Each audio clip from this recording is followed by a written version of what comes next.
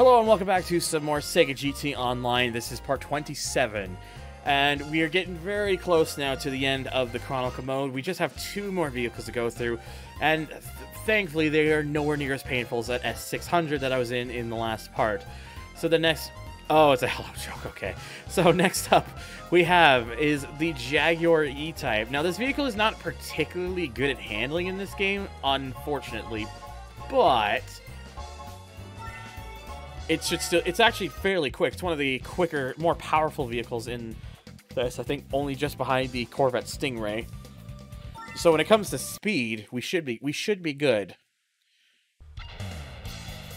So I'll probably start. So probably after the first race, I'll get tires before I get the weight reduction.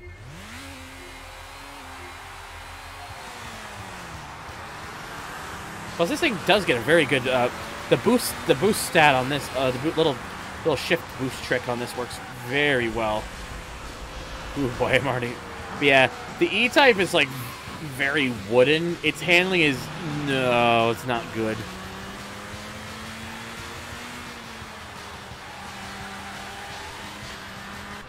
It's just very...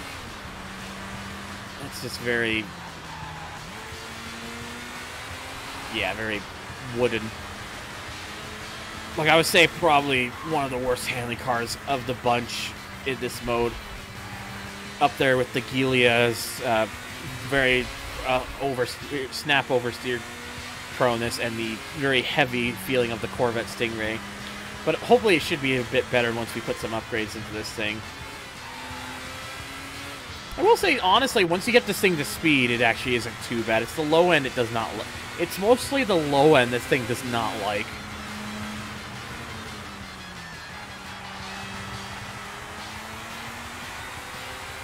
Yeah, after like half an hour of misery in that S600, the Honda S600 is just, ooh, so slow. And no, Castrol, it's not the Bugatti Veyron. It's as we've stated before, it's the BGA Veylon. God, why did they call it that in the game's files? I know it's not a vehicle they finished, but Veylon. I can understand BGA, that's like, you know, that's a different case. But Veylon. Yeah, with the way this thing is though, it's like just low speed corners is a bit of work required, and then but on the high speed it's actually pretty good. Veyront or Veyront. Also, hello fingers. Yeah, BGA Veylon. It's the there was originally in Sega GT Online here. That if you don't know, Commander, there was. They don't have a separate LNR, really? Huh. GBA Veylon. But anyways, I was gonna say, there was supposed to originally be the 2002 Veyron EB164 concept in this game. It would have been the second Bugatti for Sega GT Online alongside the Type 59. But it got scrapped, I think, pretty late into the game. So the files for the vehicle still remain, and you can, and thanks to GTP Zen, or just Zen for short, he was able to restore the vehicle and make it purchasable again. Because the actual model of the car and most of its performance data is complete. It's just the vehicle was not actually, like, completely finalized. So it's that vehicle that... There's that vehicle, then BMW as a whole...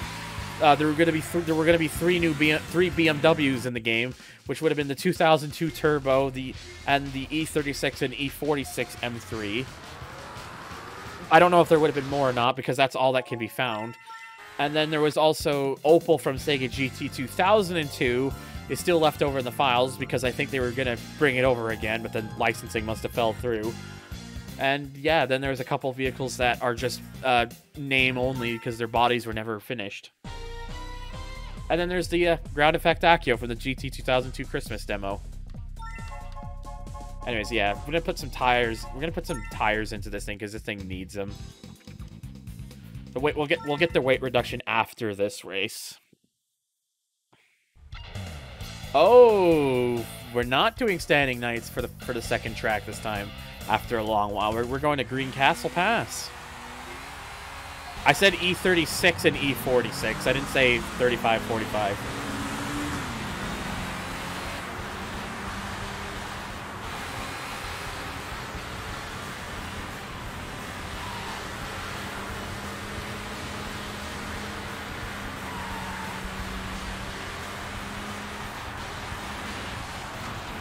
Oh, jeez. Oh, I might have killed him. Whoops. My bad. Oh, yeah, this thing is... Oh, yeah, this thing is definitely way... But this thing is definitely much better once you get the better tires on it. It actually makes it not too bad. It's really... Honestly, it's just like... It's really just the low end where this car is not particularly good. But once you get this thing up to speed, it's fine. Alright. Well, E36 M3 and E46 M3. The E36 was the one that was produced throughout most of the 90s. The E46 would have been the one for like the first part of the for the first half of the 2000s. The E36, I mean, if it helps, the E46 is also because, you know, we're talking video games here. The E46 is the base for what would become the M3 GTR for the you-know-what game. Well, I say you-know-what game. It was raced in real life, too, but...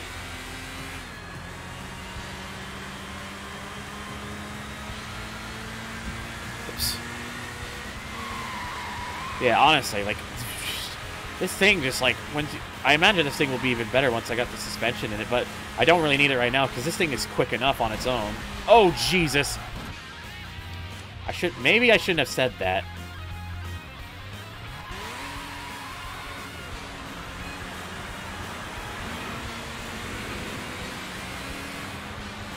Yes, that's the one that Hammond drove in that special.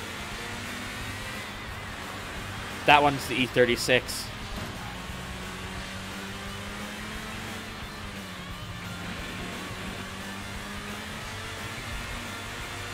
I believe, if I remember correctly, it was made from 1992 to 1999, I think.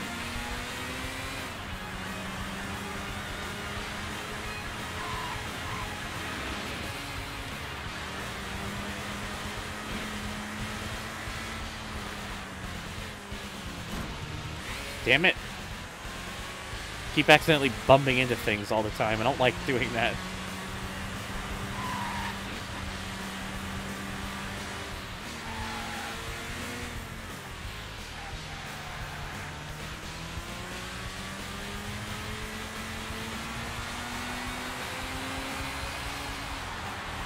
Yeah, this would have been a faster lap if I didn't do that. If I didn't spin out near the start. It's fine. We still won. That's all that matters.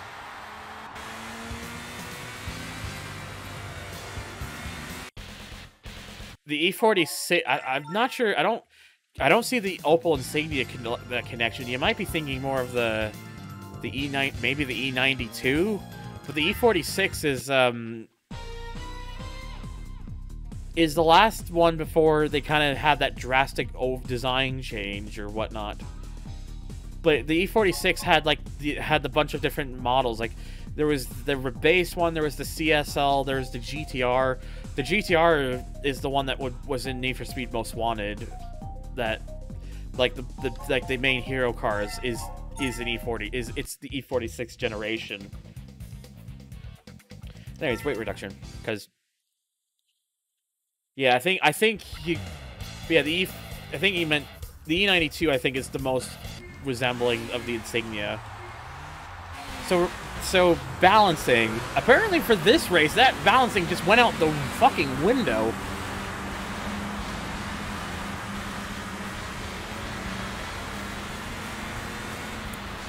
Yeah, I did not expect that I was going to be having a bit of a battle here, but apparently the AI here go way quicker than I think they ever have in any of the other races.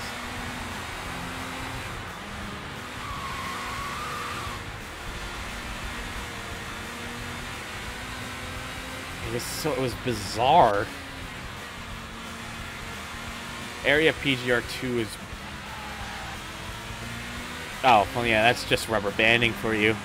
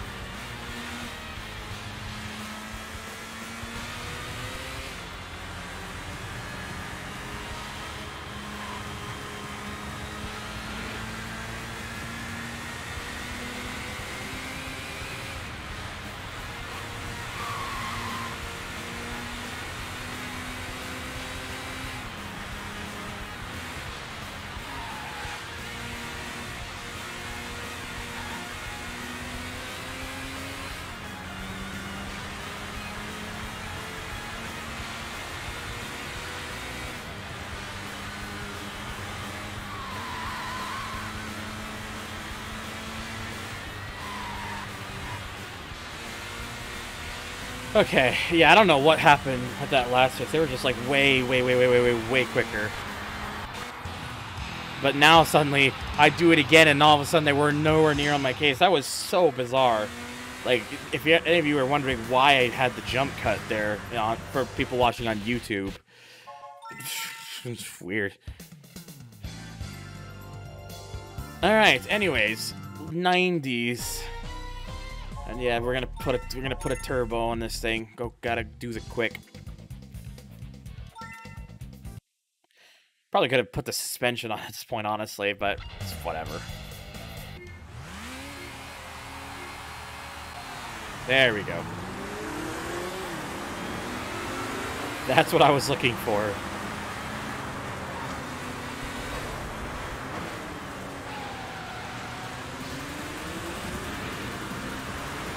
Well, I just watched an R32 die.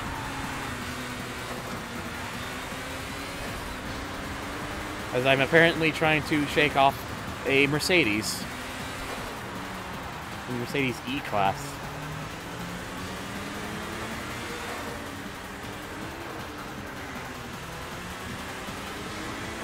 Alright. Whoa, shit.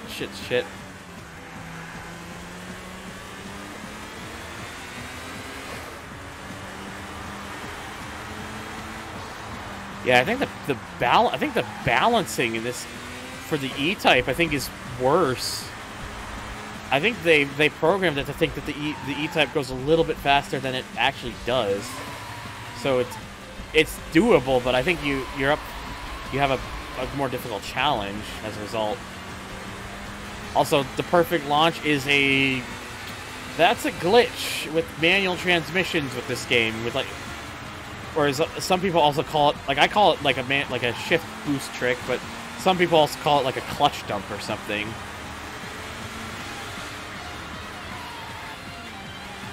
It's weird. You can't do it in automatic. You can only do it in manual because obviously you can't choose your gears in manual, or sorry, in automatic.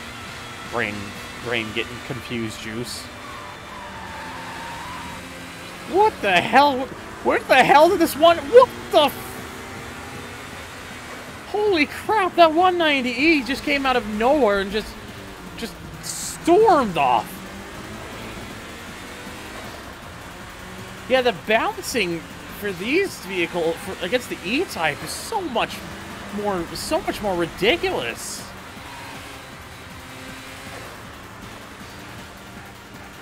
And it's not because of the way this thing handles. Like, I know this thing is not the best handling car, but, like, once you put, like, some better stuff on this thing, it actually isn't, like, once you put the better tires on it, it isn't actually that bad. Like, it's definitely better than the Corvette that I was in earlier, but they're just fucking storming. Like, it's ridiculous.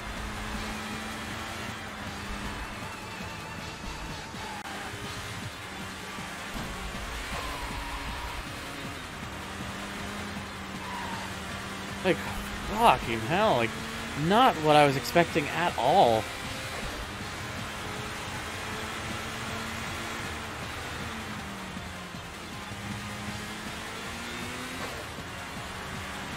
Anyways, the good news is I'm finally at least building a little bit of a gap here. Oh, that was too low of a shift. But holy crap! They're just like that 190E just was going full tilt.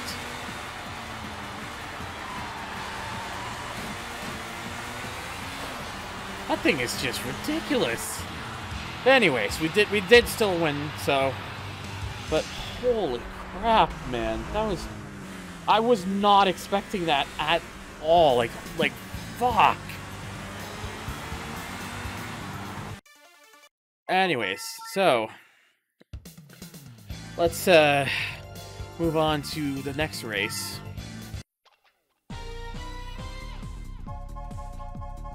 Alright, yeah, we're gonna put some suspension on it because this cartridge will need it. Okay. Unfortunately, we're also on blue steel here, so. Which is the quicker of the two that I've been getting here.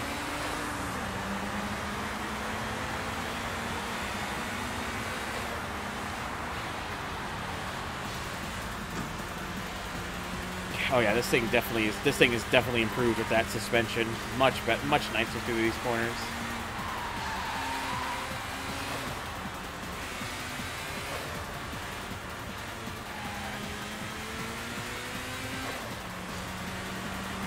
I like how now it's like I'm actually kind of like already building a gap, and this is lap 1.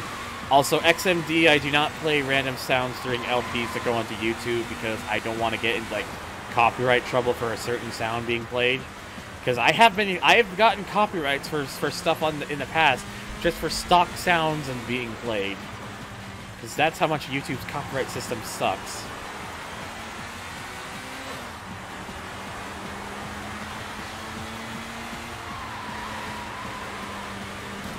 No, you're good. I just wanted. There's a reason I put that. There's a reason I put that note there on the before people redeem it.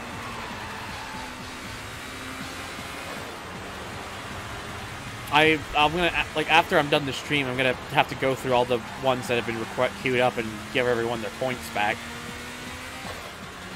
But it's just right now I'm not able to do that because I'm currently driving.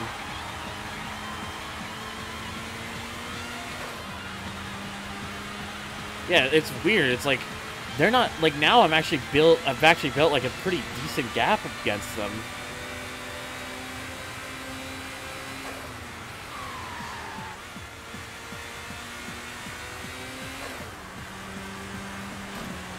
I'm definitely glad I put those better suspension and tires on because holy crap, this car feels way better when you do that.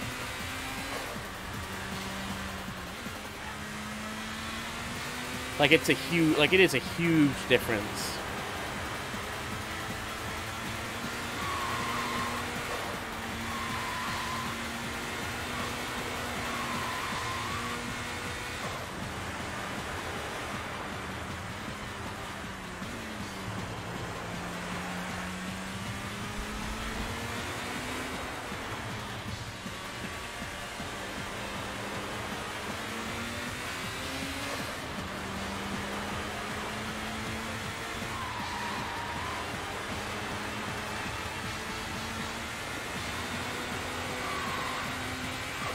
Do you think the midget will be in GT7? I don't know. I mean, I'm not gonna.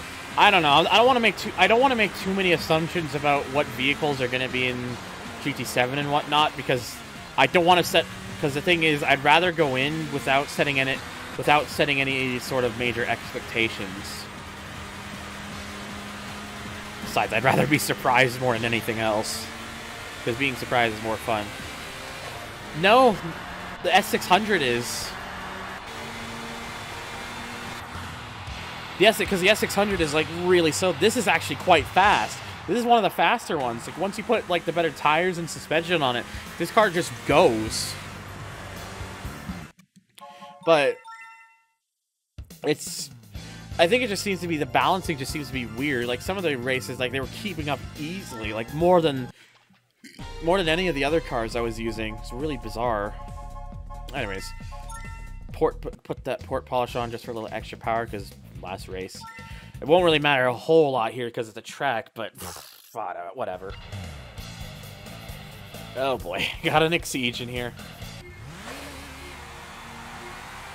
My Xbox One controller died. The batteries went on it, so yeah, I had to put a new pair in. Had to go and put a new pair in.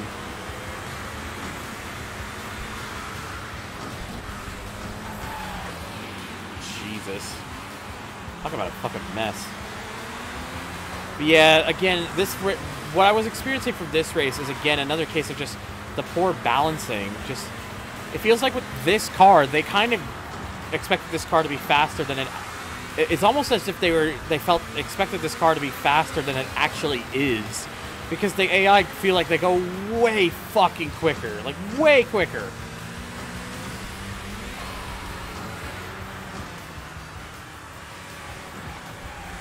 God, I'm like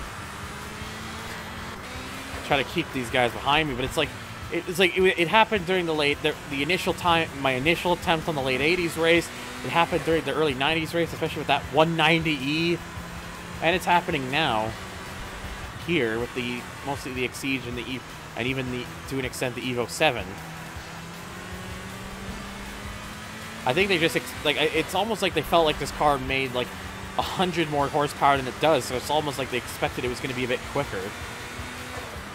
So the AI for this one is like, it's actually challenging. It actually seems pretty challenging compared to some of the other ones.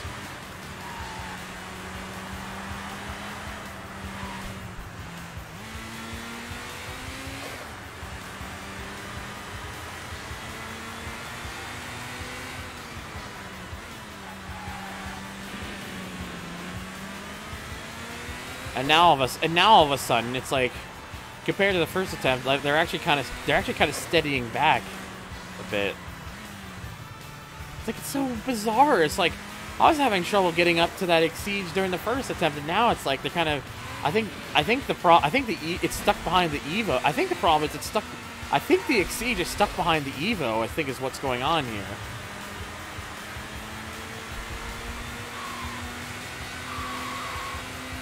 Yeah, because this lap here is like this first lap here was faster. This attempt than it was on the last attempt, and yeah, they're back there now. Oh god, that did not work out very well. It's fine. It's fine. Oh, I'm sure they tested the race. I think it's just they might have punched the balancing values for. They might have made them maybe a little too high for this car. But it's fine. It's fine. It's still doable. Like, you can still do it. It's just you're in for more of a difficult race than some of the compared to like some of the other cars that you use.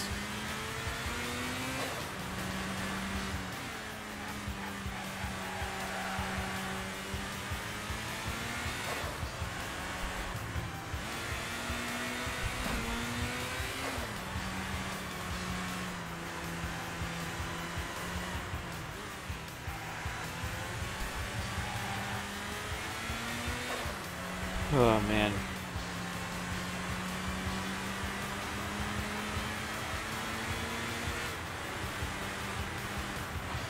Oh, yeah, it's definitely passed. Like, it's definitely closer now as a result. Like, it's my theory about it being held up by that Evo was correct.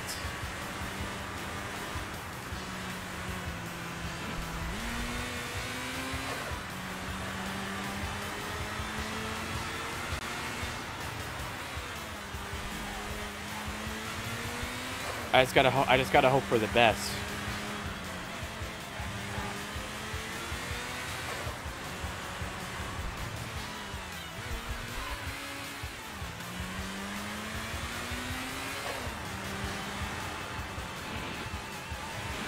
All right, we're almost done. We're almost done with this anyway, so.